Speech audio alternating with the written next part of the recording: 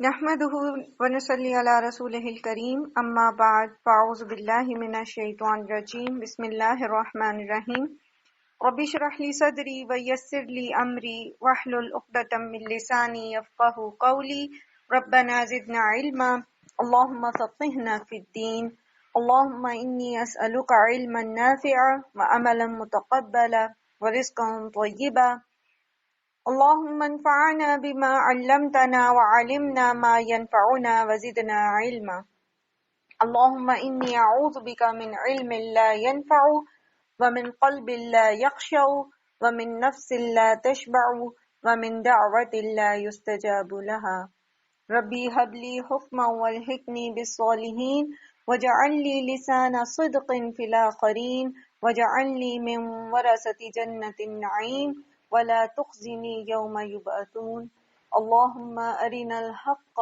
حقا وارزقنا اتباعه وأرنا الباطل باطلا وارزقنا اجتنابه ربي يسر ولا تعسر وتمم بالخير اللهم حاسبنا حسابا يسيرا اللهم فاطر السماوات والأرض أنت ولي في الدنيا والآخرة توفني مسلما والحقني بالصالحين آمین یا رب العالمین۔ السلام علیکم ورحمۃ اللہ وبرکاتہ۔ جی کیسے ہیں آپ سب؟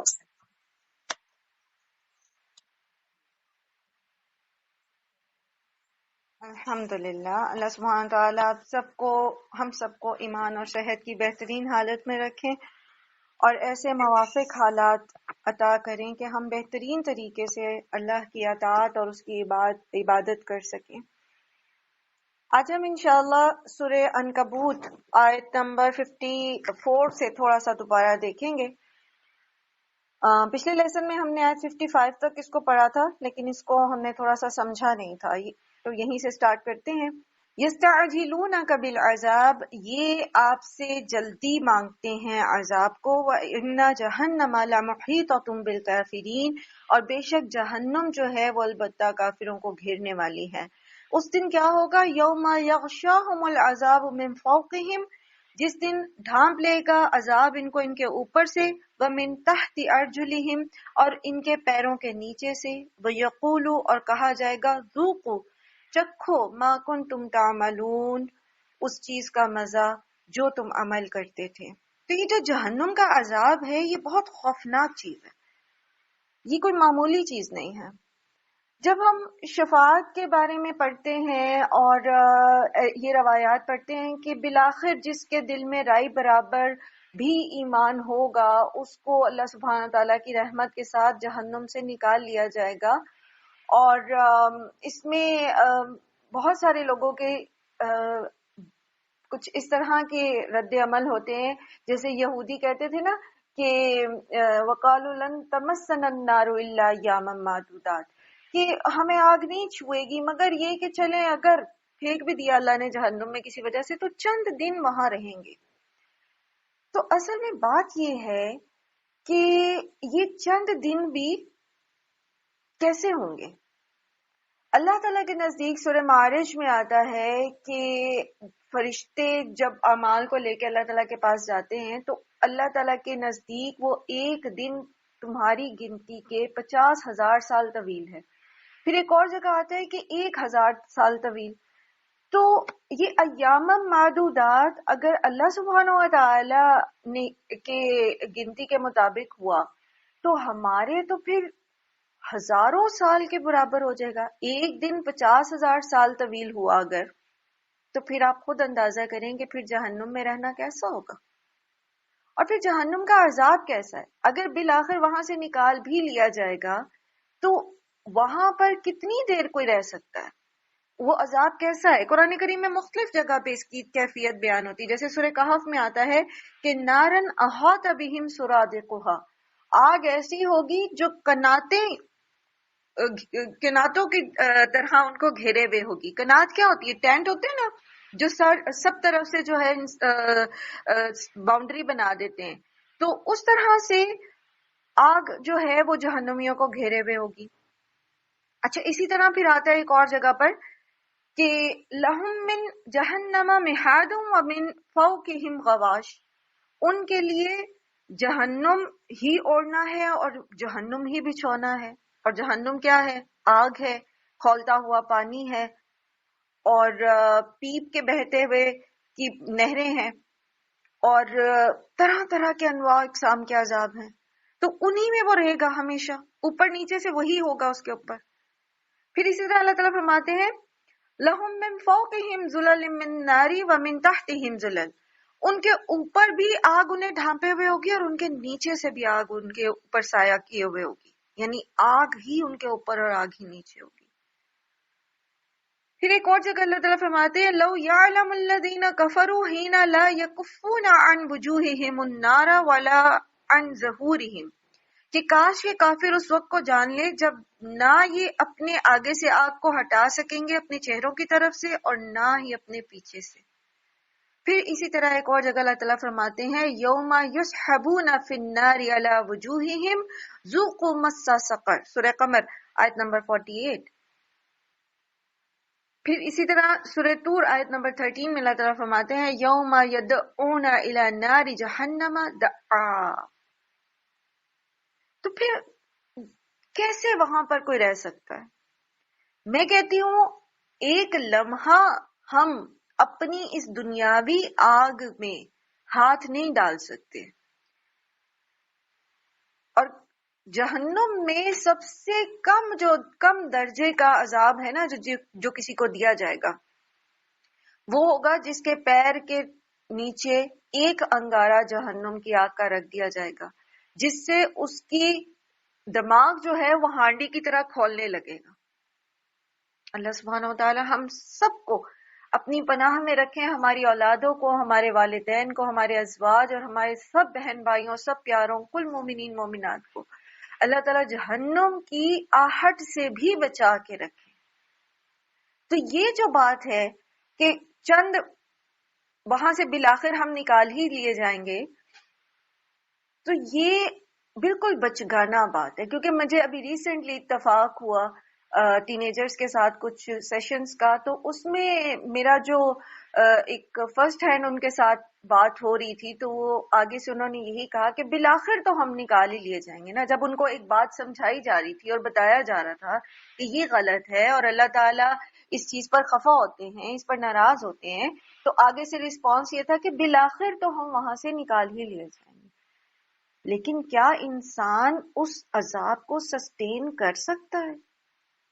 ہمارے جیسا ایک انسان جس کے ہاتھ پہ اگر گرم پانی ڈل جائے یا جو کسی طرح آگ کو ہاتھ لگ جائے، گرم چولہے کو ہی ہاتھ لگ جائے، تو کتنی تکلیف ہوتی ہے. اور کہاں آگ کی کناتیں اور سر پر سے آگ اور پیروں کے نیچے آگ، اور جہاں بھاگ کے جائیں گے آگ پیچھا کرے گی، باقاعدہ پیچھا کرے گی. اگر کوئی بھاگے گا تو وہ اس کو چھوڑے گی نہیں. اور چہرے کی طرف سے آئے گی، انسان اپنا چہرہ چھپانا چاہے گا لیکن چھپا نہیں پائے گا. بہت ڈرنے کی ضرورت ہے، بہت زیادہ. جہنم کے عذاب سے اللہ تعالیٰ کی پناہ لینے کی ضرورت ہے، اور اللہ تعالیٰ سے اس چیز کی دعا کرنے کی ضرورت ہے کہ اللہم حاسبنا حسابا یسیرا، بغیر کسی حساب کتاب کے، بغیر کسی پوچھ گچھ کے اللہ تعالیٰ بس ہمیں معاف کر.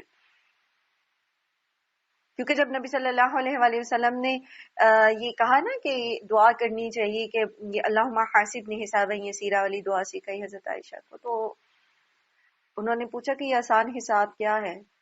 تو اللہ کے رسول صلی اللہ علیہ وسلم نے فرمایا کہ اللہ تعالیٰ بس انسان کو بغیر کسی پوچھ گچھ کے معاف کر دے، کیونکہ جس سے اللہ نے پوچھ لیا نعمتوں کے بارے میں تو وہ تو مارا گیا. تو ہم اپنے اعمال کو دیکھیں، ہم اپنے کردار کو دیکھیں، ہم اپنے علم کو دیکھیں اور اس علم پر عمل کو دیکھیں، تو ہمارے پاس تو کچھ بھی نہیں ہے. اور اس سے بڑا ظلم یہ ہوتا ہے کہ ہم نیکی کرتے اور ساتھ ساتھ اس کو ضائع کرتے چلے جاتے.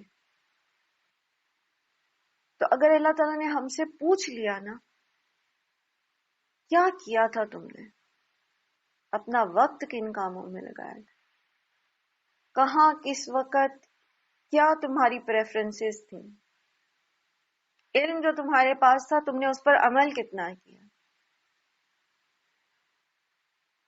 اللہ سبحانہ تعالیٰ ہم سب پر رحم کریں اور ہم سب سے آسان حساب لیں. ہم تو اس قابل نہیں ہیں کہ ہم کسی بھی قسم کا جو ہے وہ کوئی عمل اپنا پیش کر سکیں اللہ کے سامنے. اور اللہ تعالیٰ سے ہر وقت یہ دعا کرنی چاہیے. ہر نماز کے تشہد میں اپنی یہ دعا شامل کر لیں. اللہم انی اعوذ بک من عذاب القبر واعوذ بک من عذاب جہنم واعوذ بک من فتنۃ المسیح الدجال واعوذ بک من فتنۃ المحیا والممات. اللہم انی اعوذ بک من المأثم والمغرم. لازماً پڑھا کیجیے ہر نماز کے آخری تشہد میں، چاہے وہ سنتیں ہیں چاہے وہ فرائض ہیں. نبی صلی اللہ علیہ وآلہ وسلم ہمیشہ یہ دعا اپنے تشہد میں پڑھا کرتے تھے. چلیں جی، اس پر آپ میں سے کوئی کچھ کہنا چاہے پھر ہم آگے چلتے ہیں، کیونکہ آگے موضوع جو ہے وہ بدل رہا ہے.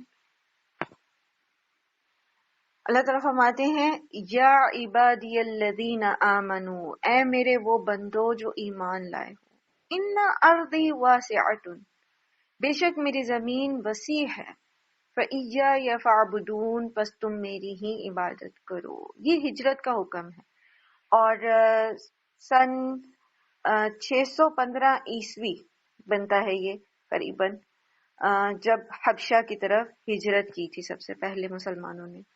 تو انہیں یہ کہا جا رہا ہے کہ اے میرے بندو، میری زمین وسیع ہے، اگر اس جگہ پر تمہیں دین پر عمل کرنے میں مشکل ہو رہی ہے، مخالفتوں کا سامنا کرنا پڑ رہا ہے، تو یہ جگہ چھوڑ دو.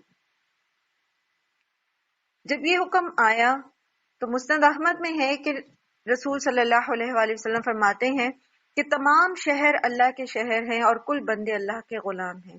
جہاں تو بھلائی پا سکتا ہے وہیں قیام کر. تو یہاں پر پھر جو صحابہ کرام تھے انہوں نے پہلے جو ہے، جیسے آپ کو پتا ہے ہجرت حبشہ جو ہے وہ 2 حصوں میں ہوئی تھی. تو پہلے کچھ لوگ جو ہیں وہ حبشہ کی طرف انہوں نے ہجرت کی، اور وہاں کا جو عیسائی بادشاہ تھا جس کا نام اصحمہ تھا، اصحمہ نجاشی، انہوں نے ان کی پوری طرح سے تائید و نصرت کی اور وہاں پر ان کو جو ہے وہ عزت دی اور سہولتیں دیں. تو پھر دیگر صحابہ نے بھی قریباً اس کے بعد 72 کے قریب صحابہ تھے جنہوں نے دوسری دفعہ ہجرت کی حبشہ کی جانب. تو اس سے ہمیں کیا پتہ چلتا ہے؟ سب سے پہلے یہ کہ جس جگہ پر ہمیں عمل کرنے میں مشکل ہو دین میں، تو یہ ایکسکیوز نہیں ہے کہ انسان یہ کہے کہ میرا ایٹماسفیئر جہاں میں رہتا تھا وہ سوٹیبل نہیں ہے، اس لیے میں اپنے رب کی عبادت نہیں کر سکا. ہمیں کیا بتایا جا رہا ہے کہ اگر تمہارا ماحول سوٹیبل نہیں ہے تو پھر اللہ کی زمین وسیع ہے، تم اس کی زمین میں ہجرت کر جاؤ. کہیں جہاں تمہیں پناہ ملے، جہاں تمہیں جگہ ملے، تم وہاں چلے جاؤ. اور پھر اگر ایسا بھی ممکن ہے کہ آج کے دور میں تو اس طرح سے لوگ کہیں پر بھی منہ اٹھا کے نہیں جا سکتے جب تک کہ اگلا ملک جو ہے وہ آپ کو اجازت نہ دے وہاں داخلے کی. تو پھر اب ان ایسے لوگ جو وہاں سے نکلنا چاہتے ہیں لیکن وہ کوئی جگہ نہیں پاتے اور انہیں اسی حالت میں موت آ جاتی ہے، تو ان کو بھی ہجرت کا ثواب ملتا ہے. جو نکلنا چاہتے تھے، وہاں سے جانا چاہتے تھے لیکن ان کے پاس سامان نہیں تھا.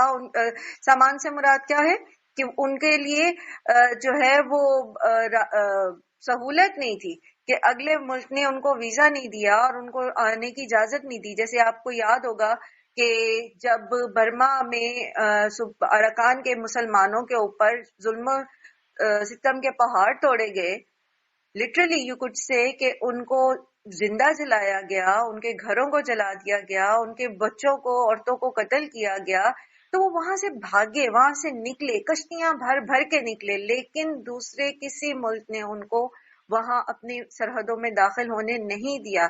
بلکہ یہ بھی جو ہے وہ تاریخ کا حصہ بن چکی ہے بات کہ بنگلہ دیش کی فوج نے ان کی کشتیوں کے اوپر فائرنگ بھی کر دی ان کو روکنے کے لیے. تو اللہ سبحانہ و تعالیٰ تو دیکھ رہے ہیں، وہ علیم ہے، وہ جانتے ہیں کہ کون شخص اپنا دین بچانے کی خاطر جو ہے وہ کس قدر اس کی کوشش ہے کہ وہ اس جگہ سے نکل جائے، اور پھر اللہ تعالیٰ اس کے اجر کو محفوظ کر دیتے ہیں۔ لیکن جو اپنا کمفرٹ زون چھوڑنا ہی نہ چاہے اور یہ سوچے کہ میں تو مجبور ہوں، میرے پاس تو فلاں جگہ پر جاب نہیں ہوگی، اور میرے پاس تو فلاں جگہ پر جانے کے بعد یہ ساری آسائشیں نہیں ہوں گی، اور وہ پھر اسی ملک میں بیٹھا رہے جہاں پر اس کے اوپر پابندیاں ہیں اسلام پر عمل کرنے میں، دین کے شعائر کو اختیار کرنے میں، تو پھر اس کا عذر جو ہے وہ قبول نہیں ہوگا۔ ایسے لوگوں کو کیا کہا گیا ہے؟ پیچھے بھی آپ پڑھ کے آئے ہیں، وہ لوگ جو اپنے نفسوں پر ظلم کرتے ہیں، اور جب فرشتے ان کی جان نکالیں گے اور ان کے چہروں پر ماریں گے تو انہیں کہیں گے کہ کیا تم نے پایا؟ تو وہ کہیں گے کہ ہم مجبور تھے۔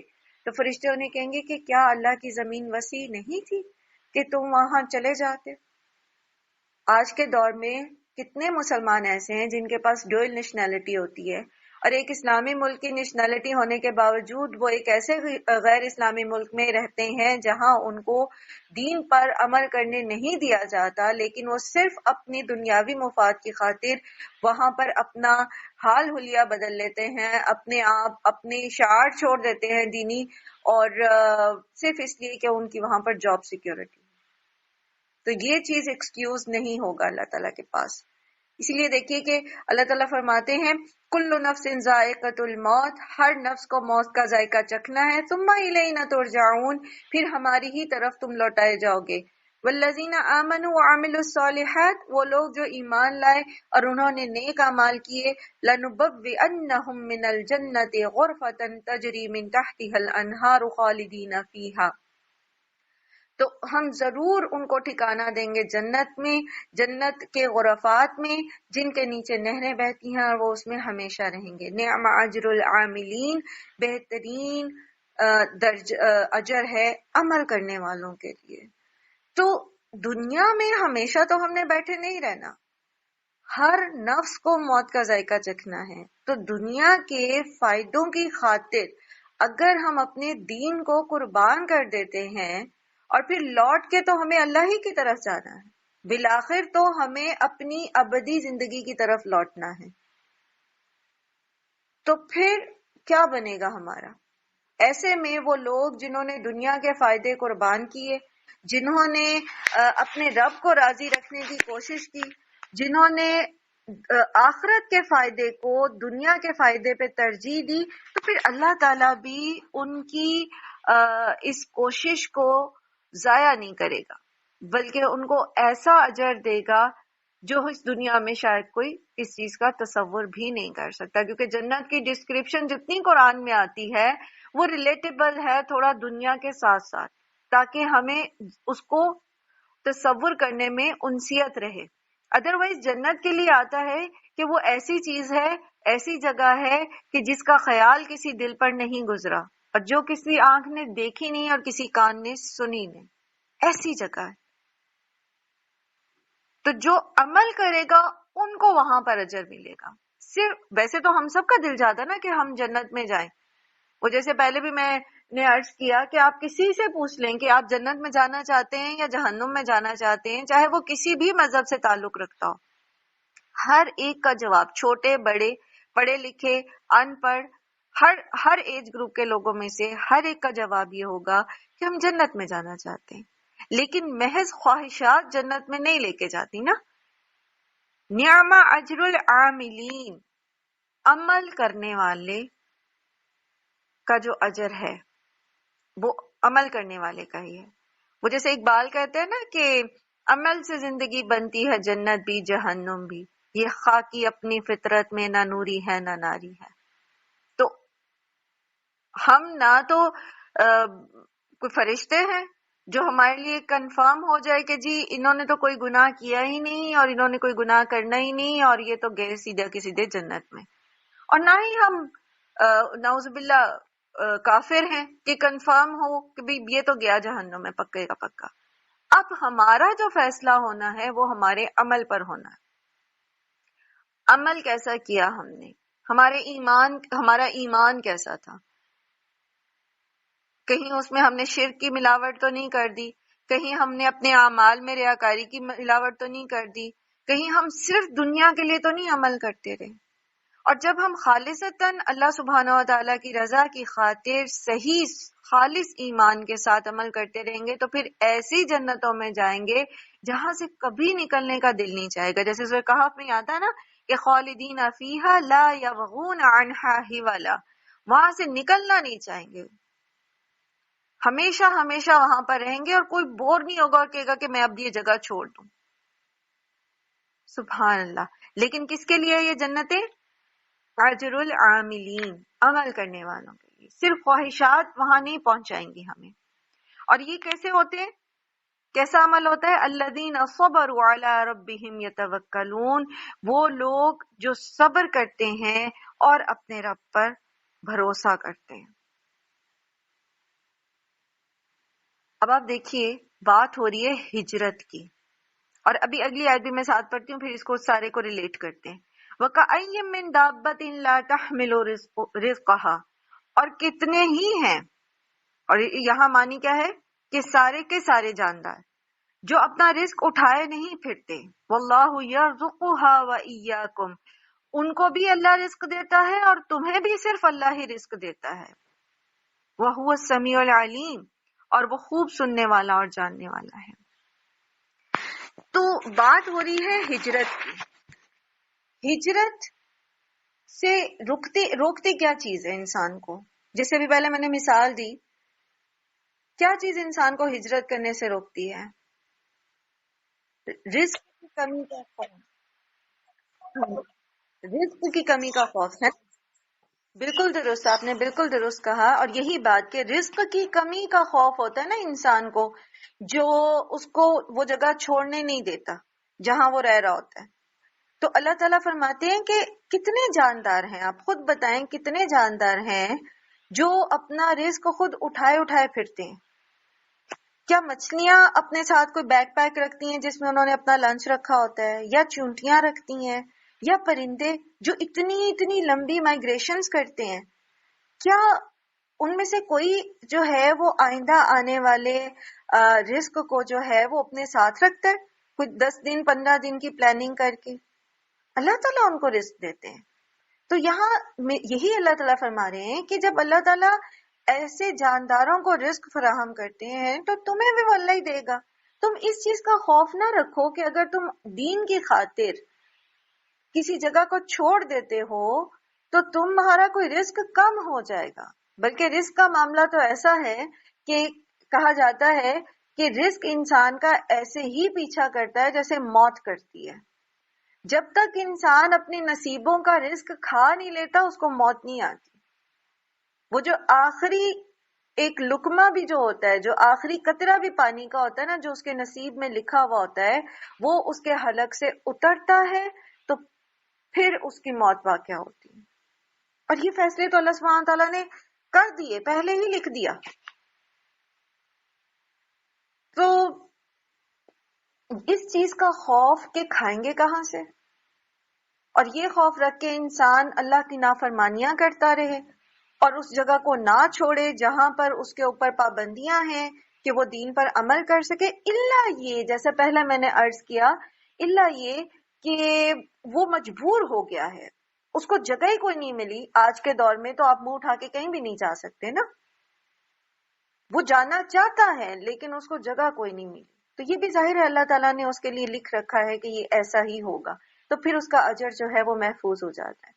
دوسری چیز میں آپ سے عرض کروں کہ ہجرت جو ہے جب کوئی سچے دل سے اللہ کی خاطر کرتا ہے تو پھر اللہ تعالیٰ اس کے لیے زمین کو وسیع کر دیتے ہیں، اللہ تعالیٰ اس کو وسعت دے دیتے ہیں، اس کے رزق میں وسعت ہو جاتی ہے، اللہ تعالیٰ کمی نہیں آنے دیتے اس کو.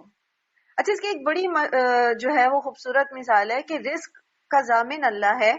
تو کہا یہ جاتا ہے کہ کوا جو ہوتا ہے، جو سیاہ کوا ہوتا ہے، جو عرب میں ہوتا ہے، ایک ہمارے ہاں تو سیاہ سرمئی سا ہوتا ہے نا، ایک عرب میں کوا ہوتا ہے جو سیاہ ہوتا ہے بالکل. تو کہتے ہیں یہ عرب کی پرانی روایات میں اور اشعار میں بھی اس کا ذکر ملتا ہے کہ جب اس کے بچے نکلتے ہیں نا تو ان کے جو بالوں پر ہوتے ہیں نا وہ سفید ہوتے ہیں. تو کوا جو ہے نا فطری طور پر جو مادہ کوا ہوتی ہے اور جو نر کوا ہوتا ہے تو وہ ان سے جو ہے نا انسیت نہیں محسوس کرتے ایک دم سے ان بچوں کے ساتھ, اور وہ وہاں سے چلے جاتے ہیں. ان کو تھوڑے عرصے کے لیے کچھ شاید ایک آدھے دن یا کچھ دنوں کے لیے ان کو چھوڑ دیتے ہیں ان بچوں کو جو انڈوں سے نکلتے. پھر آہستہ آہستہ ان کے پر جو ہوتے ہیں نا وہ سفید سے سیاہ ہونے شروع ہو جاتے ہیں, تب تک وہ واپس آ جاتے ہیں, وہ نر اور مادہ کوا جو ہوتے ہیں دونوں واپس آ جاتے ہیں. پھر وہ ان بچوں کو خوراک دیتے ہیں. اب مین وائل جبکہ وہ ماں باپ ان کے پاس نہیں ہوتے تو اللہ سبحانہ تعالیٰ ان کے پاس مچھر بھیجتے ہیں خاص قسم کا, اور وہ بچے جو ہیں وہ ان کو کھاتے ہیں. یعنی یہ ایک نظام فطرت اللہ تعالیٰ نے ایسا بنا رکھا ہے کہ کچھ عرصے کے لیے وہ جو ماں باپ ہیں وہ ان کو چھوڑ دیتے ہیں, اور پھر اللہ تعالیٰ جو ہیں اس دورانیے میں ان بچوں کو مرنے نہیں دیتے بلکہ ان کا رزق ان تک پہنچا دیتے. اور ایسی بہت ساری مثالیں آپ نے نہ صرف یہ کہ سنی ہوں گی بلکہ اب تو سوشل میڈیا کے اس دور میں یوٹیوب پہ آپ نے بہت ساری ایسی چیزیں دیکھی بھی ہوں گی جس میں آپ دیکھتے ہیں کہ کس طرح کوئی معذور جانور ہوتا ہے اور کوئی دوسرا جانور اس کو اس کی خوراک پہنچا رہا ہوتا ہے. تو رزق کا وعدہ اللہ کا ہے, اللہ تعالیٰ رزق دیتے ہیں. اب ہمارا کام یہ ہے کہ ہم اللہ کی فرما برداری کریں, اپنی استطاعت بھرپور فرما برداری کریں. پھر اسی طرح انہی آیات میں اللہ سبحانہ تعالیٰ کیا فرما رہے ہیں کہ یہ جو جنات ہے, یہ جو عمل کرنے والے جن کو یہ جنت ملنی ہے, یہ کون لوگ ہوتے ہیں؟ جو صبر کرتے ہیں اور اللہ پر توکل کرتے ہیں. تو جب تک ہمارے اندر صبر موجود نہیں ہے اور اللہ پر بھروسہ موجود نہیں ہے, ہم اللہ کی خاطر ہجرت کر نہیں سکتے. صبر کیسا؟ صبر کا کیا مطلب ہے یہاں پہ؟ نمبر ایک تو یہ کہ جو آسائشیں ہم اپنی چھوڑیں گے اس پر صبر.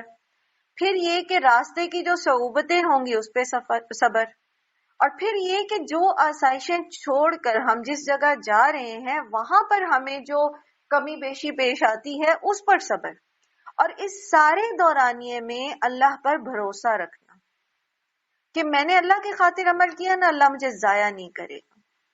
جیسے حضرت حاجرہ کے بارے میں آتے ہیں نا, بڑے خوبصورت الفاظ مجھے لگتے ہیں ان کے, کہ جب ابراہیم علیہ السلام ان کو چھوڑ کے جا رہے تھے نا مکہ میں, حضرت حاجرہ نے ان کو آواز دی. جب وہ مڑ کے چلے گئے حضرت اسماعیل اور حضرت حاجرہ کو وہاں بے آب ہو گیا صحرا میں, جہاں نہ بندہ تھا نہ بندے کی ذات, نہ کھانا نہ پینا, تو حضرت حاجرہ نے آواز دی کہ ابراہیم ہمیں کیوں چھوڑ کے جا رہے ہیں؟ حضرت ابراہیم نے پلٹ کے نہیں دیکھا, پھر پوچھا, پھر پلٹ کے نہیں دیکھا, پھر تیسری بار کہنے لگی ابراہیم کیا یہ اللہ کا حکم ہے؟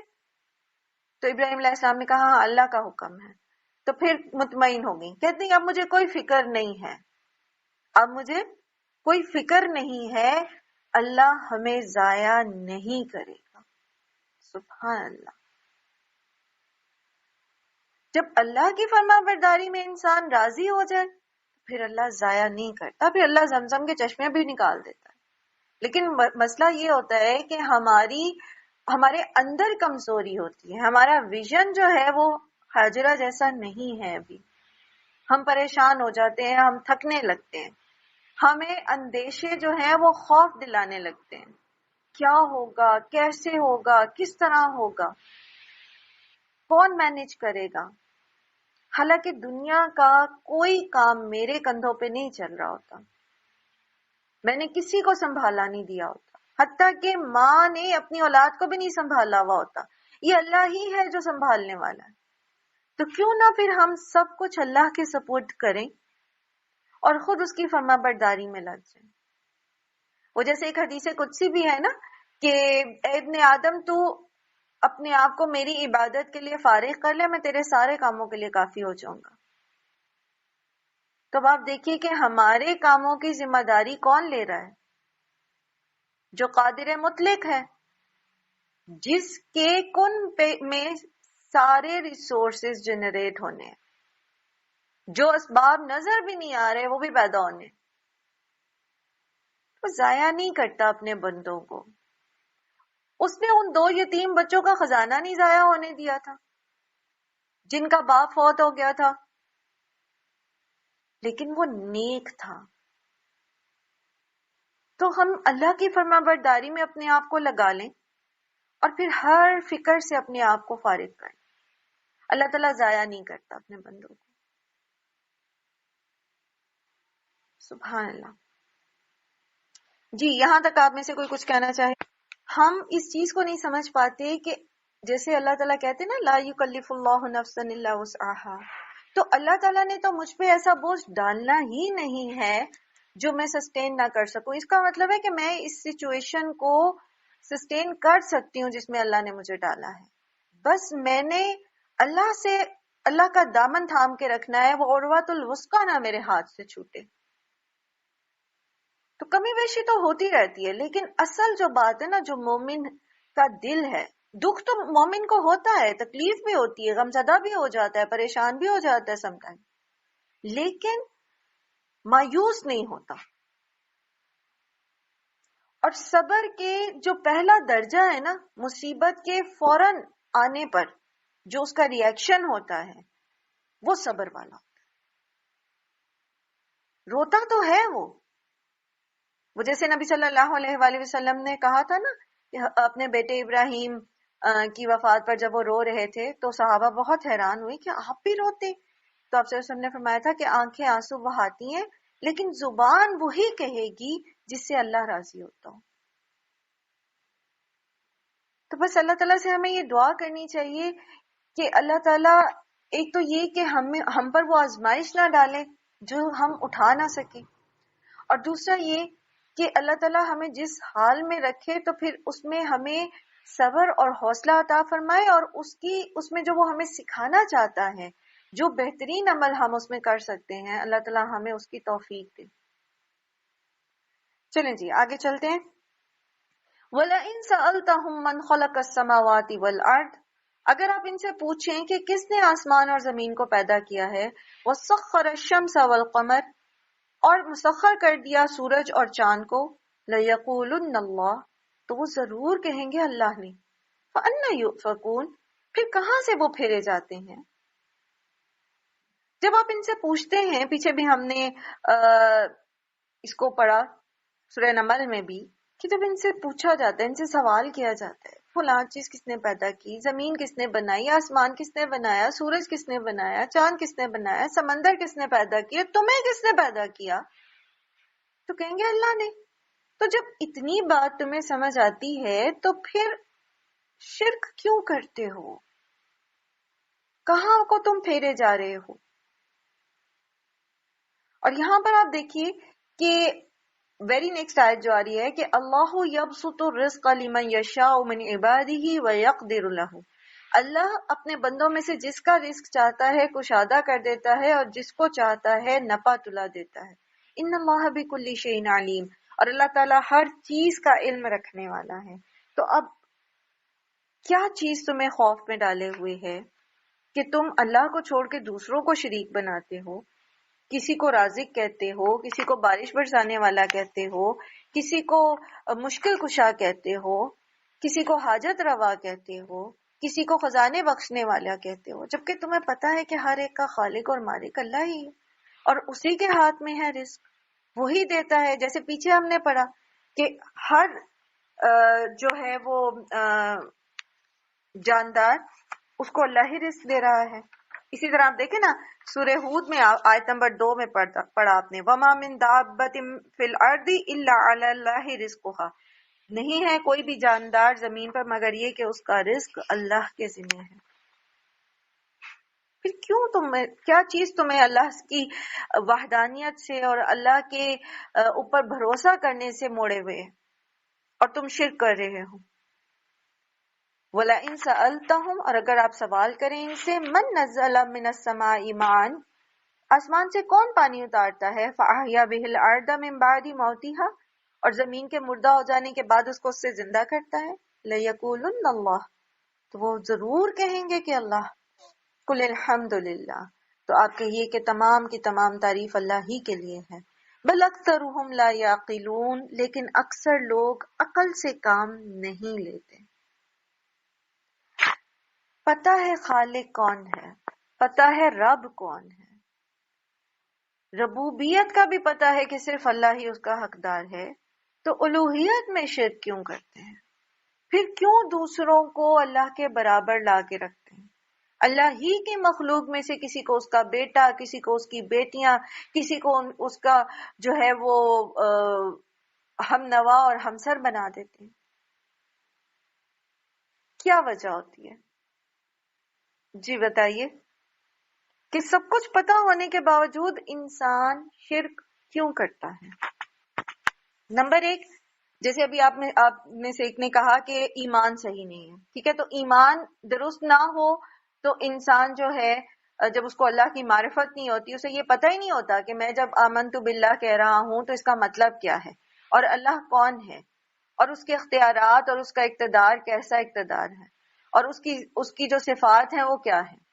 تو انسان بعض جگہوں پر پہنچ کر جب وہ دیکھتا ہے کہ اس وقت اس کی بھی دعا قبول نہیں ہو رہی تو پھر وہ شرک کرنے لگتا ہے، وہ دوسرے اللہ کا در چھوڑ کے دوسرے دروں پہ جانا شروع ہو جاتا ہے، اس چیز سے کو سمجھے بغیر کہ وجہ کیا ہے کہ ابھی اس کی دعا پوری نہیں ہو رہی۔ نمبر دو، جہالت۔ جہالت بھی اسی میں آ جائے گا کہ انسان سمجھے ہی نہ کہ اس کا دین کیا ہے، اس کا رب کون ہے، اس کا رب جو ہے اس کو کیا سکھا رہا ہے۔ اور آج کے دور میں جب آپ قرآن کی بات کرتے ہیں، بینگا مسلم بات کرتے ہیں، تو ہم میں سے بہت سارے لوگ جو ہیں وہ قرآن پڑھتے تو ہیں لیکن اس کو سمجھتے نہیں، اور سمجھنے کی حد میں بھی جب سمجھنے بیٹھتے ہیں تو پھر فقہی امور کی طرف چلے جاتے ہیں، ان بحثوں میں پڑ جاتے ہیں، اور جو اصل قرآن کا مقصود ہے کہ اللہ کے ساتھ تعلق جوڑا جائے اور اللہ کی طرف رجوع کیا جائے اور تعلق باللہ مضبوط کیا جائے، اپنا تزکیہ نفس کیا جائے، اس کو چھوڑ دیتے ہیں اور فقہی بحثوں میں پڑ جاتے ہیں اور وہ اسی کو دین سمجھتے ہیں۔ اور نمبر تین، دنیا کی طلب۔ ہوتا یہ ہے کہ دنیاوی معاملات میں ہم بہت جو ہے وہ عجلت پسند ہوتے ہیں، ہم نیکی کو تو کل پہ ڈال دیتے ہیں کہ کل کر لیں گے، آج میری طبیعت ٹھیک نہیں ہے، یا آج میں جو ہے وہ ڈاؤن فیل کر رہا ہوں، یا آج میں مصروف ہوں، یا وٹ ایور، تو کل یہ کام کر لوں گا۔ لیکن جہاں دنیا ملنے کی بات ہوتی ہے وہاں ہم کل پہ نہیں ڈالتے، تو چونکہ ہم عجلت پسند ہوتے ہیں دنیا لینے کی خاطر، تو پھر ہم بہت جلد جو ہے وہ دوسروں کی طرف جو ہے وہ متوجہ ہو جاتے ہیں اللہ کو چھوڑ کے۔ پھر دنیا میں آرام طلبی، یہ بہت بڑی وجہ ہے آج کے دور میں لوگوں کا بدعات اور دیگر چیزوں میں مبتلا ہونا، آرام طلبی۔ کون تہجد کے وقت اٹھ کے تو نماز پڑھے تو بہتر ہے کہ فلاں اور فلاں کے نام کی اتنی اتنی دیگیں جو ہے وہ کسی کو بھی فون کر کے کہہ دیں گے، وہ وہاں جا کے چڑھا دے گا۔ تو پھر کیا ہوتا ہے؟ آرام طلبی۔ آرام طلبی بھی انسان کو دنیا کی جو تعیش ہیں ان کے بیچ میں رہنا، اپنے کمفرٹ زون کو نہ چھوڑنے کی ہمت رکھنا بھی انسان کو شرک میں جو ہے وہ مبتلا کر دیتا ہے۔ اس لیے کہا گیا بل اکثرهم لا یعقلون، اکثر لوگ جو ہیں وہ عقل نہیں رکھتے، اکثر لوگ اس بات کو سمجھنے کی کوشش نہیں کرتے۔ وہ جانتے ہیں کہ خالق اور مالک تو صرف اللہ ہے، لیکن پھر بھی وہ اللہ کے ساتھ دوسروں کو شریک ٹھہرانا شروع کر دیتے ہیں، اور پھر اس میں کیا کرتے ہیں؟ آخرت کا انکار کر دیتے ہیں۔ جب اپنی خواہش نفس کو پورا کرنے پر آتے ہیں اور لاجکس گھڑنا شروع کرتے ہیں تو پھر کیا ہوتا ہے؟ اینڈ کس چیز پر ہوتا ہے کہ وہ جواب دہی کو ہی جو ہے وہ کالعدم کر دیتے ہیں کہ کوئی جواب دہی ہے ہی نہیں۔ جب ہے ہی نہیں کوئی آخرت کا دن تو پھر ہم کسی بھی رب کی بات کیوں مانیں؟ تو اللہ تعالیٰ اس کی حقیقت کھولتے ہیں اور کہتے ہیں وَمَا هَذِهِ الْحَيَاةِ الدُّنْيَا إِلَّا لَهْوٌ وَلَعِبٌ، اور نہیں ہے یہ دنیاوی زندگی مگر یہ کہ یہ کھیل تماشا۔ وَإِنَّ الدَّارَ الْآخِرَةَ لَهِيَ الْحَيَوَانُ، اور بے شک آخرت کی زندگی ہی ہمیشگی کی زندگی ہے، سچی زندگی تو آخرت ہی کی زندگی ہے۔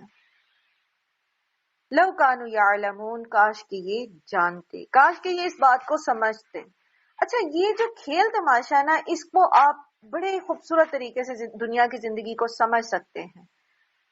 جیسے بچے ہوتے ہیں نا، آپ نے دیکھا ہوگا کہ بچے ایک کھیل کے لیے گھروندا بناتے ہیں، گھر بناتے ہیں، کبھی وہ صوفے کے کشنز لے کے اس کا گھر بناتے ہیں، کبھی کسی طرح سے وہ ایک تخت بناتے ہیں اور اس کے اوپر ایک بچہ جو ہے وہ بادشاہ بن کے بیٹھ جاتا ہے، اور باقی بچے اس کے سامنے رعایا بن کے بیٹھ جاتے ہیں، اور پھر وہ حکم دیتا ہے، اور وہ ایک کھیل ہوتا ہے، ایک کھیل محض برائے کھیل ہوتا ہے، جس میں اس بادشاہ کے جو اس وقت وہاں ہوتا ہے اس کے اختیارات کیسے ہوتے ہیں؟ بہت محدود. جس جگہ انہوں نے وہ اپنا تخت سجایا ہوتا ہے وہ وہاں پر جیسی چینجز کرنا چاہتے ہیں وہ کر نہیں سکتے. وہ بادشاہ جو اپنے ہی جیسے اپنے کزنز اور اپنے فرینڈز کو اگر کوئی سزا دینا چاہتا ہے تو وہ اس طرح دے نہیں سکتا، اگر وہ ان کو کوئی انعام دینا چاہتا ہے تو وہ دے نہیں سکتا. اس کے اختیارات کیسے ہوتے؟ بہت محدود.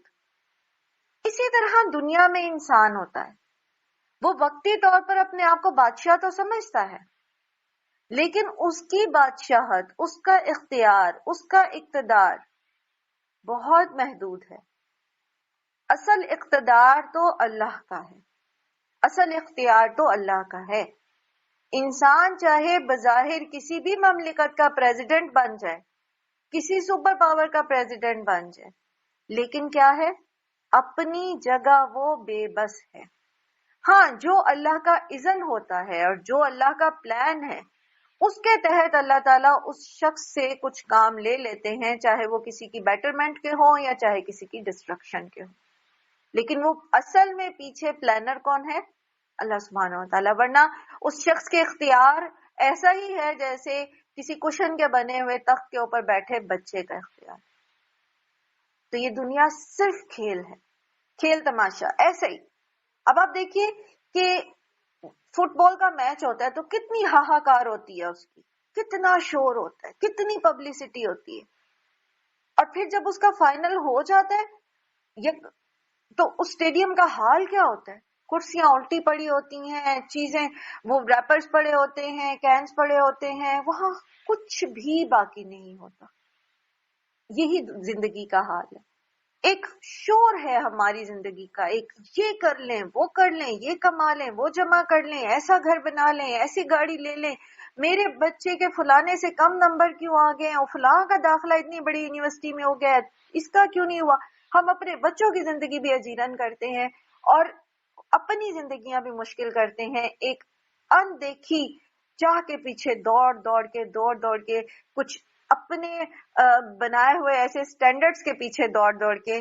لیکن کیا پتہ ہے کس وقت یہ کھیل ختم ہو جائے، کس لمحے یہ کھیل ختم ہو جائے اور انسان کسی چیز کے قابل نہ رہے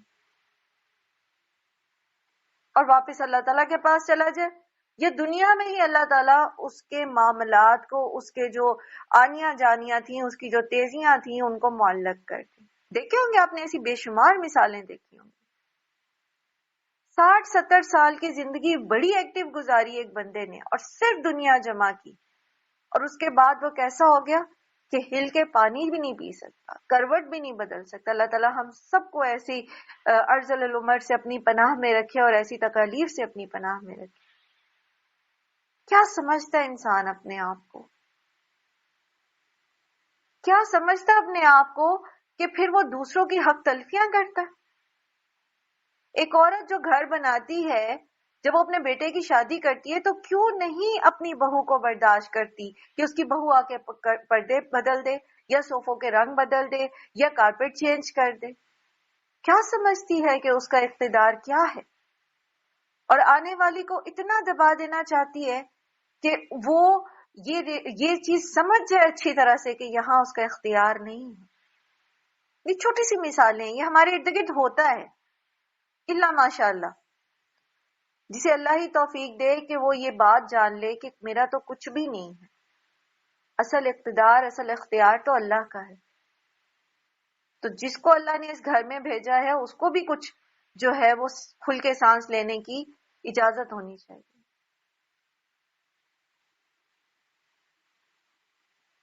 اور پھر اس دنیا کی زندگی کیسی زندگی ہے؟ نبی صلی اللہ علیہ وآلہ وسلم نے ہمیں کیا بتایا کہ اس دنیا میں ایسے رہو جیسے مسافر ہوتا ہے. مسافر جیسے راستے میں کسی درخت کے سائے میں بیٹھ جاتا ہے، بس ایسی ہی ہماری زندگی ہے. اصل منزل تو یہ نہیں ہے. تو پھر اس میں اتنا دل کیوں لگائیں کہ دوسروں کے حقوق پر بھی غاصب ہونا چاہیں؟ دوسروں کا حق ادا کرنا تو دور کی بات، حق مارنے کی کوشش کرتے ہیں، یتیموں کا حق مارنے کی کوشش کرتے ہیں، وراثت میں چاہتے ہیں کہ سب کچھ ہمیں ہی مل جائے. ہر جگہ صرف اپنی پڑی ہوتی ہیں. ہمیں کیا حال کرتے ہیں ہم لوگ پبلک پراپرٹیز کا، کہ بس جو فائدہ میں سمیٹ سکتا ہوں اس عارضی جگہ پر جہاں بھی میں نے چلے جانا ہے، میں یہاں سے بھی سب کچھ سمیٹ لوں. تو اگر ہم اس چیز کو ریئلائز کر لیں نا کہ یہ دنیا تو صرف ہمارے لیے امتحان گاہ ہے، اور صرف ایسا ہی ہے جیسے بچوں کا کھیل کا ایک گھروندہ ہے، تو ہم میں سے کوئی بھی کبھی بھی اس دنیا میں دل نہ لگائے. ہاں، اللہ نے یہاں بھیجا ہے، ہمیں کچھ ذمہ داریاں دی ہیں، کچھ ہمارا امتحان ہے، کچھ ہمارا جو ہے سلیبس ہے، تو اس کے اکارڈنگ تو ہمیں کام کرنا ہے. اور کیسے کرنا ہے؟ کہ جیسے اللہ کا حکم ہے، تو وہ تو ہمیں کرنا ہی، لیکن دل نہیں لگانا اس دنیا میں. کیونکہ اگر یہ جیسے اللہ تعالیٰ فرماتے نا لو کانوا یعلمون، کاش کہ وہ جانتے، کاش کہ وہ اس دنیا کی حقیقت کو پہچان لیتے، تو پھر کبھی بھی اپنے رب کی نافرمانی نہ کرتے، کبھی بھی اس کے ساتھ کسی کو شریک نہ ٹھہراتے. اب جب ہم بات کرتے ہیں نا شریک ٹھہرانے کی، تو ہماری جو ذہن آتا ہے نا، وہ یا تو مشرکین مکہ جیسا شرک آتا ہے، یا پھر یہود و نصارہ جیسا شرک آتا ہے، یا پھر قبر پرستی جیسا شرک آتا ہے. لیکن بات دراصل یہ ہے کہ دنیا کی حقیقت کو اگر ہم سمجھ لیں تو سب سے پہلے جس چیز سے ہمیں نجات ملے گی نا، وہ ہماری خواہش نفس کی پیروی سے ملے گی. سب سے پہلے ہم اس سب سے جو برا شرک ہے نا، وہ جیسے میں نے آپ کے سامنے ایک روایت پڑھی تھی نا، حدیث کے سب سے زیادہ مبغوض جو غیر اللہ ہے جس کی دنیا میں پوجا کی جاتی ہے، وہ انسان کا نفس ہے. تو سب سے پہلے جو ہمیں نجات ملتی ہے نا، جب ہم اپنی اوقات کو پہچان لیتے ہیں، جب ہم اپنی حیثیت کو ریئلائز کر لیتے ہیں، تو وہ نفس پرستی سے نجات ملتی ہے. اور ایک دفعہ جب ہم نفس پرستی سے نکل آئیں اور ہمارے اندر عاجزی آ جائے، اور ہم ہمہ وقت اللہ کی فرما برداری کرنے کے لیے اپنی خواہش نفس کو قربان کرنے کے لیے تیار رہیں، تو پھر ہم شرک اکبر میں بھی مبتلا نہیں ہوتے، اور شرک خفی میں بھی مبتلا نہیں ہوتے، ریاکاری میں بھی مبتلا نہیں ہوتے. فرق صرف اتنا ہے کہ ریئلائز کر لیں، سمجھ جائیں کہ یہ دنیا کی زندگی کی حقیقت کیا ہے، میری اوقات کیا ہے، میری حیثیت کیا ہے.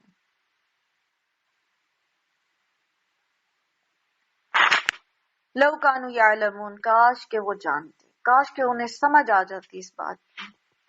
فَإِذَا رَكِبُوا فِي الْفُلْكِ، اور جب وہ سوار ہوتے ہیں کشتی پر، دعوا اللہ مخلصین لہ الدین، تو وہ پکارتے ہیں اللہ کو ہی خالص کر کے اس کے لیے دین کو.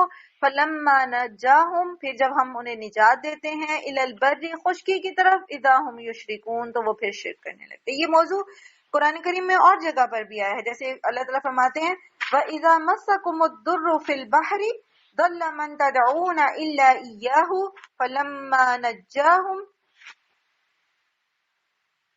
فَلَمَّا نَجَّاكُمْ إِلَى الْبَرِّ أَعْرَضْتُمْ وَكَانَ الْإِنسَانُ كَفُورًا، کہ جب اللہ تعالی جب تمہیں سمندر میں کوئی تکلیف پہنچتی ہے، تو وہ تمام ہستیاں جنہیں تم اللہ کو چھوڑ کر پکارتے ہو، وہ تم سے گم ہو جاتی ہیں. اور جب اللہ تعالیٰ تمہیں خشکی کی طرف نجات دیتے ہیں، تو تم اس سے اعراض برتنے لگتے ہو، اور انسان جو ہے وہ نہایت ناشکرا ہے. تو یہ جو مشرکین عرب تھے، یہ کیا کرتے تھے؟ جب بحری سفر میں جاتے تھے اور سفر کے دوران اگر ان کو کوئی جو ہے وہ طوفان گھیر لیتا تھا، تو پھر کیا کرتے تھے؟ خالص اپنے آپ کو اللہ کے لیے خالص کر کے صرف اللہ سے دعا کرتے تھے. پھر لات منات حبل سب ان کو بھول جاتے تھے.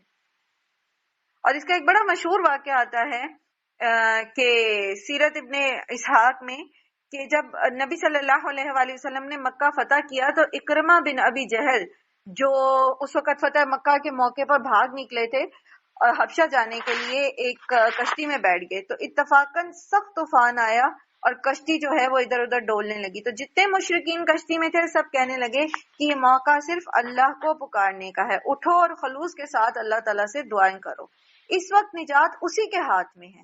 یہ سنتے ہی اکرمہ نے کہا کہ سنو، اللہ کی قسم، اگر سمندر کی اس بلا سے سوائے اللہ کے اور کوئی نجات نہیں دے سکتا تو خشکی کی مصیبتوں کو ٹالنے والا بھی صرف وہی ہے. اور پھر اللہ کہتے ہیں کہ اللہ میں تجھ سے عہد کرتا ہوں کہ اگر یہاں سے بچ گیا تو سیدھا جا کر محمد صلی اللہ علیہ وآلہ وسلم کے ہاتھ میں ہاتھ رکھوں گا اور آپ کا کلمہ پڑھ لوں گا. مجھے یقین ہے کہ اللہ کے رسول میری خطاؤں سے درگزر فرمائیں گے اور مجھ پر رحم و کرم فرمائیں گے. اور چنانچہ ہوا بھی یہی. تو یہ ان کے عقائد میں سے ایک عقیدہ تھا کہ سمندر میں تو اللہ بچائے گا اور خشکی پر ان کے شریک. اچھا، ایسا کیوں گھڑا ہوا تھا انہوں نے عقیدہ؟ اور کیا لگتا ہے آپ کو کہ کیا فرق تھا خشکی اور سمندر میں مصیبتوں میں؟ فرق کیا تھا؟ اور خشکی میں انہوں نے شرک کیوں کر رکھا تھا اور سمندر میں وہ اللہ کے لیے اپنے آپ کو خالص کیوں کر لیتے تھے؟ بالکل درست. خشکی میں تو وہ ایک ایسے ماحول میں ہوتے تھے جہاں پر ان کو اپنے بت بھی نظر آ رہے ہوتے تھے، ان سے منسوب کہانیاں بھی ان کے ذہن میں ہوتی تھیں، اور پھر ایسا ماحول ہوتا تھا ان کے ارد گرد جہاں لوگ ان کو کیا مشورے دیتے ہوں گے کہ فلانے کے پاس چلو، فلانی درگاہ پہ چلو، فلانے پاس چلو، فلانا فلانا. ماحول بہت ڈیپینڈ کرتا اس چیز پر، اثر انداز ہوتا ہے نا انسان کے ساتھ. تو وہ ایک خاص ماحول کے اندر موجود ہوتے تھے جو ان کو ان کے شریکوں سے دور نہیں کرنے دیتا تھا ان کو. اور سمندر میں چونکہ وہ اکیلے ہوتے تھے اور ان کے کوئی معبود وہاں موجود نہیں ہوتے تھے، اور ہیبت جو سمندر کی ہے، جو سمندری طوفان کی ہیبت ہے، وہ دنیا کی کسی خشکی کی کسی تکلیف کے برابر نہیں ہو سکتی. تو جہاں دل ڈول گئے ان کے اور نظر آ گیا کہ اب بس موت ہی سامنے ہے، تو پھر خود بخود وہ جو ہے اللہ تعالیٰ کے لیے اپنے آپ کو خالص کر لیتے تھے. لیکن ظلم یہ کہ جب خشکی پر آ جاتے تو پھر کیا کرتے؟ پھر سے اسی ماحول میں واپس آ جانے کی وجہ سے دوبارہ سے اللہ کے ساتھ اپنے ان معبودوں کو شریک کرنے لگتے. لِيَكْفُرُوا بِمَا آتَيْنَاهُمْ، تاکہ وہ ناشکریاں کریں ان چیزوں کی جو ہم نے انہیں عطا کی، وَلِيَتَمَتَّعُوا، اور تاکہ وہ ان سے فائدہ اٹھائیں، فَسَوْفَ يَعْلَمُونَ، تو ان قریب انہیں پتہ چل جائے گا.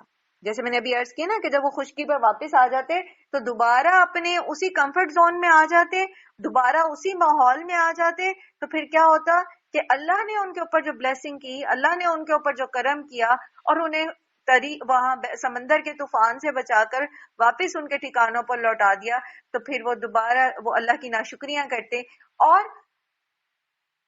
وَلِيَتَمَتَّعُوا، تاکہ وہ اپنے کمفرٹ زون میں رہ کر دوبارہ سے اپنی لائف کو اسی نہج پر انجوائے کریں، دوبارہ سے اسی رنگ میں رنگ جائیں، کیونکہ وہ ان کے لیے آسان تھا، وہ ان کی خواہش نفس کے عین مطابق تھا. لیکن اللہ تعالیٰ فرماتے ہیں عنقریب انہیں پتہ چل جائے گا. اولم یروا انا جعلنا حرما آمنا ویتخطف الناس من حولهم، کیا پھر یہ نہیں دیکھتے کہ ہم نے حرم کو بنا دیا امن والا اور لوگ اس کے ارد گرد سے اچک لیے جاتے ہیں. افبالباطل یؤمنون وبنعمت اللہ یکفرون، کیا پھر یہ باطل پر ایمان لاتے ہیں اور اللہ کی نعمت کا انکار کرتے ہیں؟ جیسا کہ سورہ قریش میں اللہ تعالیٰ فرماتے ہیں نا کہ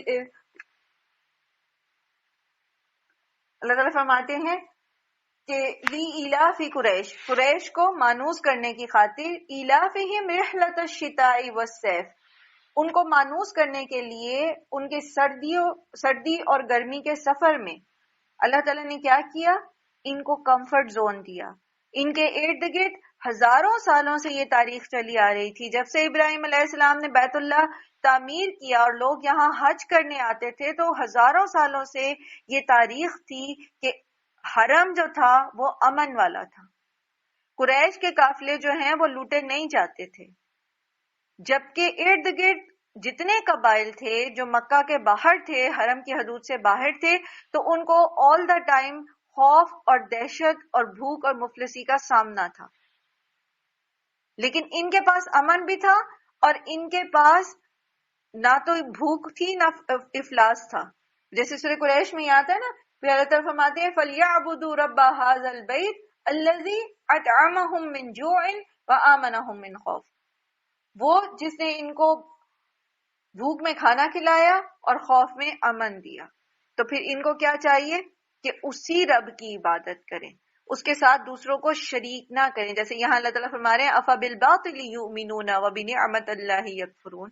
انہیں تو یہ چاہیے تھا کہ جب محمد صلی اللہ علیہ وآلہ وسلم نے انہیں اللہ کی طرف بلایا تو یہ بیت اللہ کے مجاور تھے نا، بیت اللات یا بیت المنات کے مجاور تو نہیں تھے. یہ کیا کہتے تھے اس کو؟ بیت اللہ. جب اس نے حملہ کیا ابراہا نے ہاتھیوں کے ساتھ مکہ پر، تو عبد المطلب نے کیا کہا تھا جا کے اس کو؟ جب عبد المطلب کے اونٹوں کو ابراہا نے گھیر لیا تو اپنے اونٹوں کو چھڑانے کے لیے وہ وہاں گئے اور جا کے اس نے جو ہے ابراہا سے ریکویسٹ کی کہ میرے اونٹ مجھے واپس کیے جائیں. تو وہ ہنسنے لگا، کہتا ہے میں تو یہ سمجھا تھا کہ تم تو سردار ہو یہاں کے، تو تم یہ اس لیے آئے ہوگے کہ ہمارے ساتھ کوئی بات چیت کرو کہ ہم حملہ نہ کریں اس گھر کے اوپر. تو اس نے کہا کہ یہ اللہ کا گھر ہے، اللہ اس کی حفاظت کرے گا. میں چونکہ ان اونٹوں کا مالک ہوں تو ان کی حفاظت اور ان کے لیے میں تم سے بات کرنے آیا ہوں. تو وہ کس کو، اس خانہ کعبہ کو کس کا گھر سمجھتے تھے شروع سے؟ اللہ کا گھر.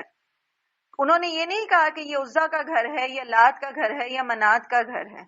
تو اس گھر کی وجہ سے ان کو اطعمہم من جوع ہو رہا تھا نا. ساری دنیا سے جو لوگ آتے تھے حج کرنے تو وہ اپنے اپنے علاقوں کی انواع اقسام کی جو کھانے تھے، جو پھل تھے، جو چیزیں تھیں وہ لاتے تھے، اور تجارت کا ایک بہترین موقع ان کو ملتا تھا. اور پھر اس پر بڑی بات یہ کہ ان کو امن اللہ تعالیٰ نے دیا ہوا تھا. کس وجہ سے؟ بیت اللہ کی وجہ سے نا. تو پھر کیا کرنا چاہیے تھا؟ فَلْيَعْبُدُوا رَبَّ هَذَا الْبَيْتِ، اللہ کی عبادت کرنی چاہیے تھی نا ان کو. لیکن انہوں نے کیا کیا؟ اللہ کو چھوڑ کر دوسروں پر ایمان لانا شروع کیا، اور اللہ کی اس بڑی نعمت کو، اس امن کو جو ہے اس کی ناشکری کی. اس سے ہمیں ایک بات اور پتہ چلتی ہے کہ جب ہم اللہ کی فرما برداری کو چھوڑ کر اس کی نافرمانی کر رہے ہوتے ہیں، جبکہ ہمیں نعمتیں جو ہیں وہ اللہ ہی نے دی ہیں، اور انہی نعمتوں کو ہم اللہ کی بجائے، اللہ کی فرما برداری کی بجائے اسی کی نافرمانی میں لگا رہے ہوتے ہیں، تو یہ بہت بڑی ناشکری ہے. اسی لیے اللہ تعالیٰ نے فرمایا وَلَئِن كَفَرْتُمْ إِنَّ عَذَابِي لَشَدِيدٌ. اگر تم ناشکری کرو گے، سورہ ابراہیم آیت 7 میں، تو میرا عذاب بہت سخت ہے، بہت شدید ہے. بہت کانشیس رہنے کی ضرورت ہے اس میں کہ اللہ تعالیٰ نے ہمیں جو نعمتیں دی ہیں اس کی شکر گزاری اس وقت تک مکمل نہیں ہوتی جب تک ہم اس کی فرما برداری نہیں کرتے.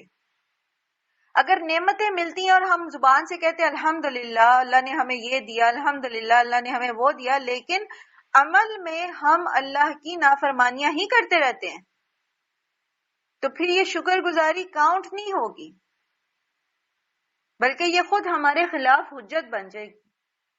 وَمَنْ أَظْلَمُ مِمَّنِ افْتَرَىٰ عَلَى اللَّهِ كَذِبًا، اور کون ہے اس سے زیادہ بڑا ظالم جو اللہ پر جھوٹ گڑ لے. أَوْ كَذَّبَ بِالْحَقِّ، یا پھر یہ کہ جھٹلائے حق کو، لَمَّا جَاءَهُ، جبکہ وہ اس کے پاس آ گیا.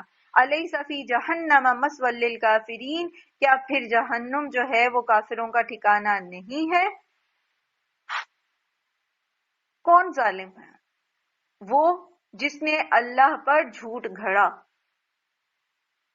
جو یہ کہہ دے کہ یہ اللہ کا حکم ہے جبکہ وہ اللہ کا حکم نہیں تھا، جو یہ کہہ دے کہ یہ اللہ کا حکم نہیں ہے جبکہ وہ اللہ کا حکم ہو، جو یہ کہہ دے کہ یہ اللہ کا فرمان ہے جبکہ وہ اللہ کا فرمان نہیں ہے، جو یہ کہے کہ میرے اوپر وحی آتی ہے جبکہ اللہ اس پہ وحی نہیں بھیجتا. جو بھی اللہ پر جھوٹ باندھتا ہے اس سے بڑا ظالم کون ہوگا؟ اور پھر اس سے بڑا ظالم کون ہوگا جس کے سامنے دلیل حق آ جائے اور پھر وہ اس کو جھٹلا دے، محض اس لیے کیونکہ وہ اس کے سوچ اور اس کی سمجھ میں نہیں آ رہی، اور وہ اس کو صرف اس لیے جھٹلا دے کہ یہ تو 1450 سال پرانی باتیں اور یہ اس دور میں اپلیکیبل نہیں ہے، یا پھر وہ اس کی تعویلیں نکالنا شروع کر دے یا تو یکسر اس کو ریجیکٹ ہی کر دے، یا پھر یہ کہ اس میں سے تعویلیں نکالنا شروع کر دے، یا پھر یہ کہ زبان سے تو اس کا انکار نہ کرے لیکن عملاً اس کا انکار کر دے. تو اس سے بڑا ظالم کون ہوگا پھر؟ اور یہاں بالخصوص بات ہو رہی ہے مشرکین مکہ کی کہ ان سے بڑھ کر ظالم کون ہوگا جب ان کے پاس حق بات آ گئی، دلائل کے ساتھ ہر بات ان کو سمجھا دی گئی اور پھر بھی وہ اس کو نہیں مانتے. والذین جاہدوا فینا لنہدینہم سبلنا، اور وہ جو ہماری راہ میں مشقتیں برداشت کرتے ہیں، جہاد کرتے ہیں، ہم ضرور ان کو اپنے راستے کی طرف ہدایت دیتے ہیں. وَإِنَّ اللَّهَ لَمَعَ الْمُحْسِنِينَ، اور بے شک اللہ تعالی محسنین کے ساتھ ہے. یہاں اللہ سبحانہ تعالیٰ نے فرمایا والذین جاہدوا فینا، ہم میں جو کوششیں کرتے ہیں، جو جہاد کرتے ہیں، خالصتاً اللہ کی رضا کے لیے عمل کرنے والے شخص کی بات ہو رہی. اور یہ ایسا شخص ہے جس کے بارے میں کہا جاتا ہے کہ اس آیت کے متعلق کہ جو شخص اپنے علم کے مطابق اللہ کی راہ میں عمل کرتا ہے اور مشقت برداشت کرتا ہے تو پھر اللہ تعالیٰ اس کو اس راہ کی طرف بھی ہدایت دے دیتے ہیں جس کا بھی اس کو علم بھی نہیں ہوتا.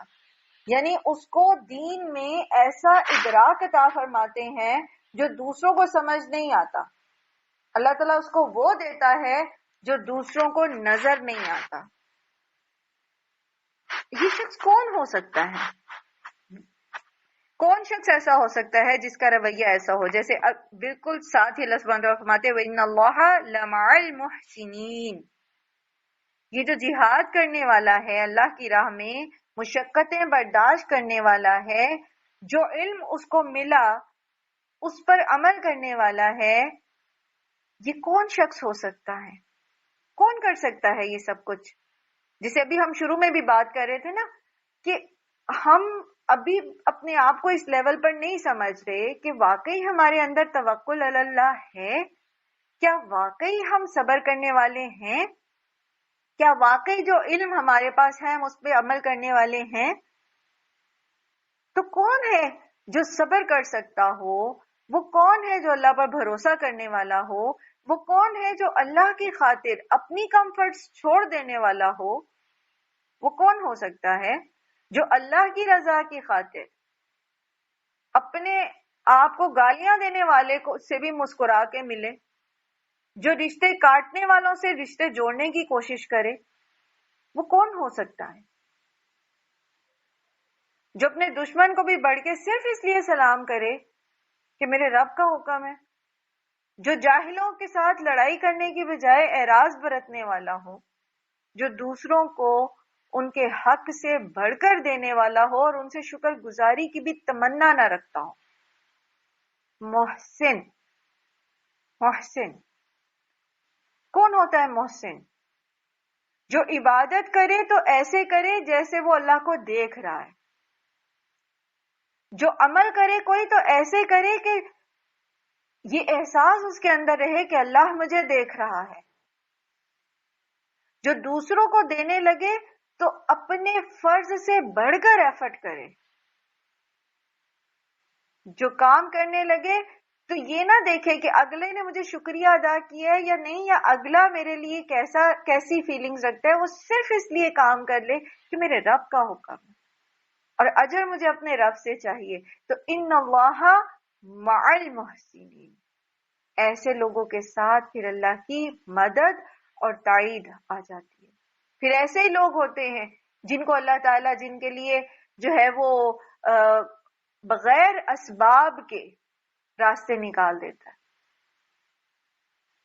سبحان اللہ. اللہ سبحانہ تعالیٰ ہم سب کو ایسا ہی عمل کرنے والا بنائے کہ ہم اس دنیا کی کسی بھی اپریسیشن، کسی بھی دکھ تکلیف اور کسی کے بھی رویے سے متاثر ہونے والے نہ ہوں.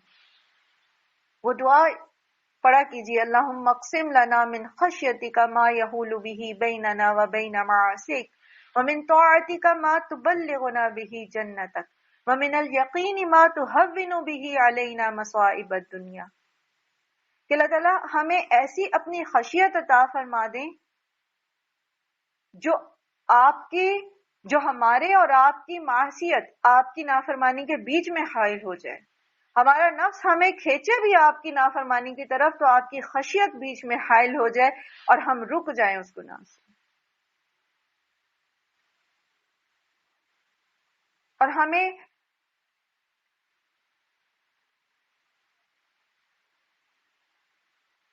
ایسی اطاعت کرنے کی توفیق عطا فرمائے جو ہمیں جنت تک لے جائے،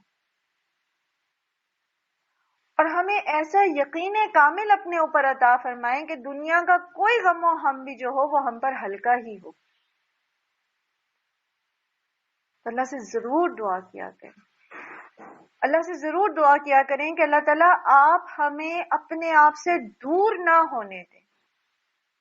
ایک لمحے کے 1000ویں حصے میں بھی اللہ تعالیٰ آپ ہمیں دور نہ ہونے دیں، ہماری روح کو مرنے نہ دیں، ہمیں زندہ رکھیں. جب انسان اللہ سے دور ہوتا ہے نا تو وہ ایسے ہوتا ہے جیسے وہ معلق ہو گیا ہے. وہ ایک اللہ تعالیٰ نے بھی مثال دی تھی نا شرک کی، پیچھے بھی آپ پڑھ کے آئے کہ شرک کی مثال ایسے ہے جیسے انسان جو ہے وہ آسمان سے گرے اور ہوا اسے اچک کر لے جائے اور دور کسی جگہ پہ پھینک دے، بالکل حصے بکھرے ہو جائیں اس بندے کے. یا تو وہ ہوا میں معلق ہے کسی سہارے کے بغیر، یا پھر وہ کہیں کا نہیں رہتا. تو اللہ سے دعا کیا کیجئے کہ اللہ تعالیٰ آپ ہمیں اپنے آپ سے دور نہ کریں. اگر ہم نعمتوں میں ہیں تب بھی ہمیں اپنا شکر گزار بنا کے رکھیں، اور اگر ہمارے پاس نعمتیں نہیں ہیں تب بھی آپ ہمیں اپنے سے قریب ہی رکھیں، ہمیں اپنے سے دور نہ کریں. ہم شکوہ کرنے والوں میں نہ ہو بلکہ ہم صبر کرنے والوں میں ہو اور آپ کی رضا میں راضی رہنے والے. رضیت باللہ ربا وبالاسلام دینا وبمحمد نبیا. اپنے آپ کو ریئلائز کرانے کی ضرورت ہوتی ہے. اللہ سبحانہ و تعالی ہم سب کو توفیق دیں کہ جو بھی ہم پڑھتے ہیں، جو بھی ہم سیکھتے ہیں، جو بھی ہم سمجھتے ہیں تو ہم اس کے اوپر عمل بھی کرنے والے ہیں، اور وہ عمل ایسا ہو کہ ہمارا رب اسے قبول کر لے. وہ بڑا رحیم و کریم، بہت رحیم و کریم. وہ تو ہماری چھوٹی چھوٹی سی ناقص سی کوششوں کی بھی بڑی قدردانی کرتا ہے. ابھی ہم نے پڑھا تھا نا الشکور. لیکن مسئلہ یہ ہے کہ ہم اس عمل سے بھی پیچھے رہ جاتے ہیں. اور کبھی مت سوچئے کہ ہم نے تو بہت عمل کیا ہے اور ہم تو بہت بڑا عمل کرنے والے ہیں. کیا پتا وہ قبول بھی ہوتا ہے کہ نہیں. وہ حضرت عمر کہتے تھے نا کہ مجھے اپنے بارے میں ایسا گمان ہے کہ اگر کوئی یہ کہے کہ اللہ تعالی سب کو جہنم میں پھینک دیں گے سوائے ایک بندے کے، تو مجھے اپنے رب کے بارے میں یہ گمان ہے کہ وہ ایک بندہ میں ہی ہوں گا. اور اگر کوئی یہ کہے کہ اللہ تعالیٰ سب کو جنت میں بھیج دیں گے، صرف ایک بندہ جہنم میں پھینکا جائے گا، تو مجھے خوف ہے اپنے اعمال سے کہ وہ ایک بندہ میں ہی ہوں. یہی مطلوب کیفیت ہے. کبھی اپنے عمل کو بڑا نہیں سمجھنا چاہیے اور کبھی اپنے رب کی رحمت سے مایوس نہیں ہونا چاہیے. مسلسل کوشش کرتے رہنا چاہیے. والذین جاہدوا فینا لنہدینہم سبلنا. جہاں کہیں لگتا ہے نا کہ بہت مشکل آ گئی، بہت پریشانی ہو گئی، بالکل ڈیڈ اینڈ آ گیا، اللہ ضرور ہمیں اس راستے کی طرف نشاندہی کرے گا جو اللہ کا پسندیدہ راستہ ہے، جو رائٹ چوائس ہے، اگر ہم اللہ کی راہ میں کوشش کرنے والے ہیں. اللہ تعالی ہمیں ایسے ہی لوگوں میں شامل رکھے جو اپنی آخری سانس تک اللہ ہی کی راہ میں کوشش کرنے والے ہیں. اللہ تعالیٰ آپ سب کو، ہم سب کو ایمان اور صحت کی بہترین حالت میں رکھے، دنیا اور آخرت میں عافیت نصیب فرمائے. وآخر الدعوانا الحمد للہ رب العالمین. سبحانک اللہم و بحمدک، نشہد ان لا الہ الا انت، نستغفرک و نتوب الیک. السلام علیکم ورحمۃ اللہ وبرکاتہ.